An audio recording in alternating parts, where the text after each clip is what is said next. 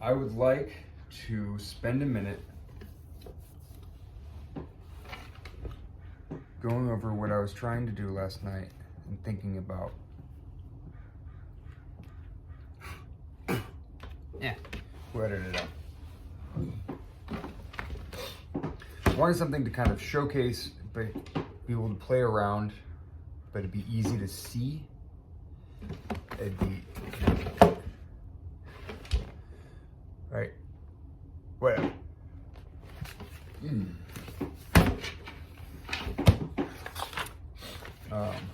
So I showed this right where I was just arranging these things because again, I don't know what direction I'm going with all of this. In the meantime, I'm working through internal conflict of me even wanting to make art, me even pursuing this, and it's stuff gets in the way. It just that takes time for me to work through that. And so I'm sitting here piecing stuff together and saying, well, what is it? How is it that I want to communicate these ideas? How is it that I want to do any of this stuff? And I don't know. I love the idea of the white space, the negative space, being a big part. Like, it's just not overcomplicating a scene, like with too much detail. So this clearly is not. Initially, so this is a picture of my grandpa, passed, quite a few years ago.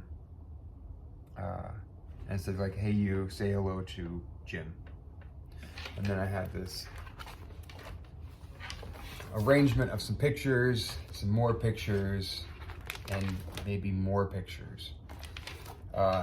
And they were talking about, he likes carving whales, he likes looking at things differently, and who wouldn't love looking at views like this? And it's like, it's a sunset, right? A series of pictures as the sun's getting lower. I didn't have anywhere to go with that. It's like that. It's not that I don't love my grandpa, or loved him, or didn't have thoughts. Interesting that came up. It's not that I love my grandpa, whatever that means. I didn't know what direction to go. It was like, oh, he had these interests, he had this. I was like, actually, I don't know. Like, I've got pictures from an album. So then I thought, well, what if I looked at it as me? Like, that's gonna be me. So I was like, hey, say hello to Jesse. I was like, oh, but that's not just any Jesse. It's the Jesse that I joke around with Lauren all the time. It's future Jesse. It's the me I'm trying to improve my relationship with. So anyway, at some point last night, I had this thought of looking at my grandpa as, this is going to be me. Like, obviously, I'm not going to be my grandpa.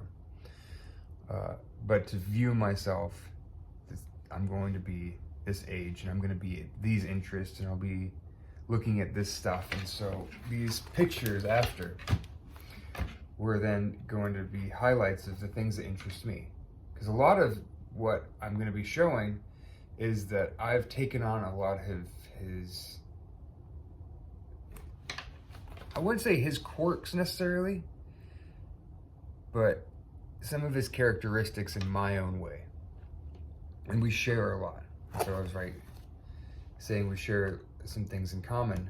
And I do that with Jim, but I also do this, like, trying to make the connection between me and my future self. But some of the things that I've been trying to figure out is, how do I talk? How do I talk with the future potential that is going to be me with who I am now? So it's thinking of the negotiation of this present moment and the future and the past. Because again, like, my bent is on these relationships, how we develop these relationships inside of us, which I'm, becoming aware of. I don't actually know. I could read, let me be clear, I can read books about it, and I can learn how to do it. And I can do some therapy, right? And I've gone through different paths to see, but a lot of it is just the daily work that comes with developing these relationships and how you talk to yourself, and in some instances, like how you can convince yourself to go one way or the other. How some voices, some parts of you will pull you in a certain direction over another, certain preferences over another. Future me is, it's a potential. That's what that is, but it's a certain type of potential. And if I'm not doing it in my life now, pursuing those things, then it's not good. I'm not doing a good job in life. It's vague, and I think that's one of the problems, is that this future part of me is getting in the way of actually making my decisions now. Saying, oh yeah, you have to be this way, you have to help out the world, you have to improve it, you have to do this, you have to reduce stuff, you have to. Because if you do anything else, I don't know if it doesn't count. It's, like these thoughts, right? You're just like, oh, well, where does that thought lead me? Like, what is the outcome that this belief is hoping that I get?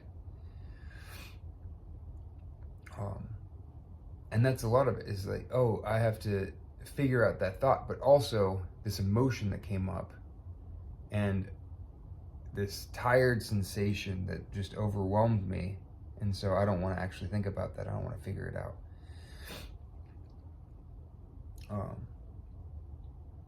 Anyway, it's fascinating. So as I was, doing this, because this is just pieces of tape, pieces of masking tape, so you can peel it right off.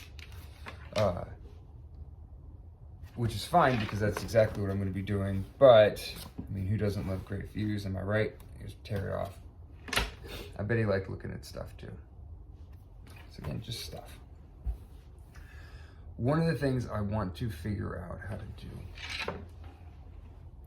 is make it, enjoyable to look at, not be heavy on text, but have the text, the captions go with the pictures. So I was reading Far Side, and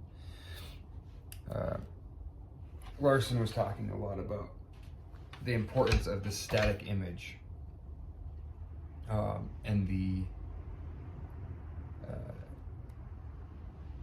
text, like the text not over explaining, and like trying to be more dynamic when it doesn't reflect what's in the picture.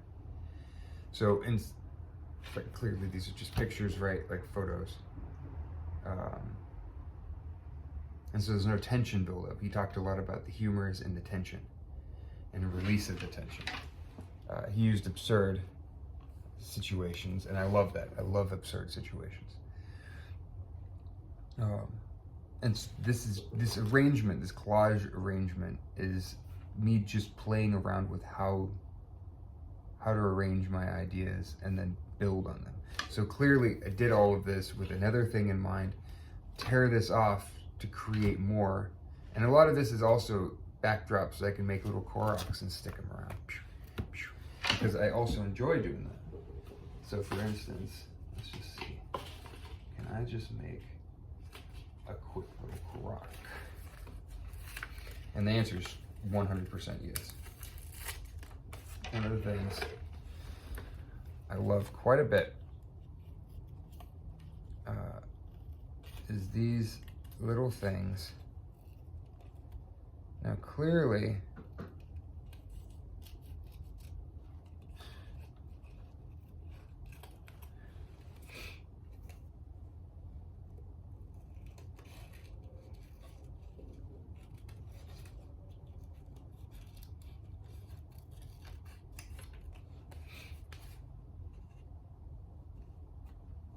clearly something or other.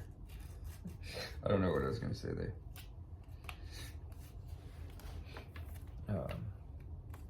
Right. I don't want to think about it too much.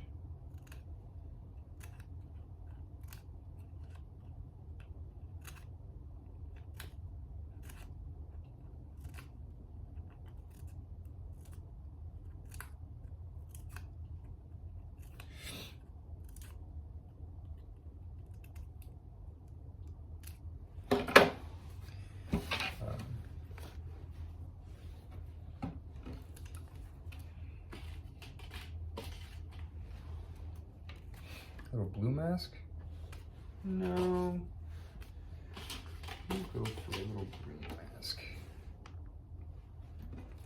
And a brown mask. Or a red mask. Oh, red mask is pretty good.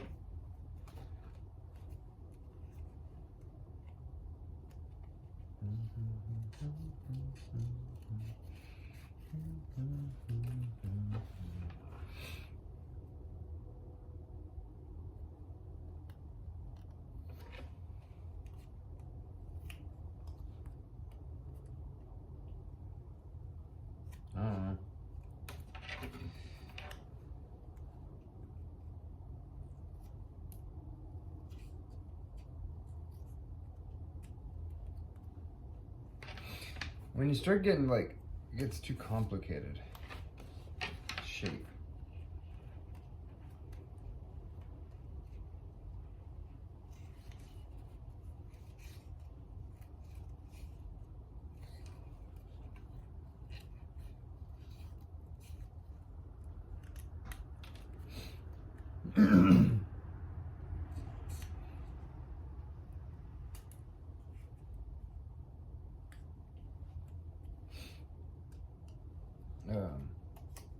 Yeah, but I don't actually want to think about it too much. I don't think it's worth thinking about it too much.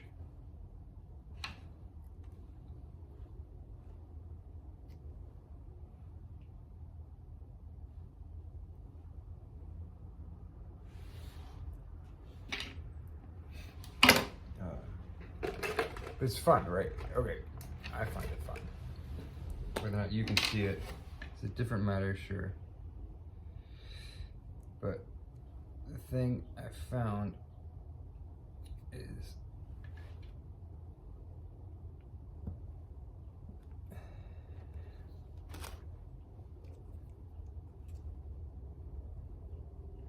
not to think about it too much.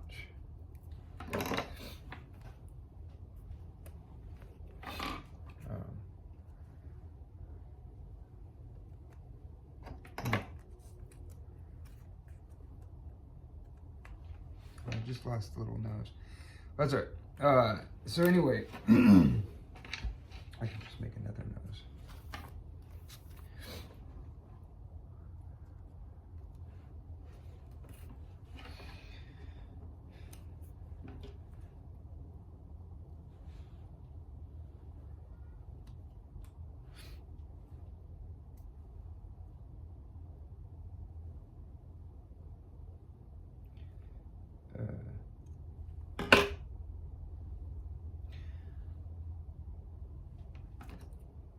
It really is like this trial and error stuff that I'm trying to get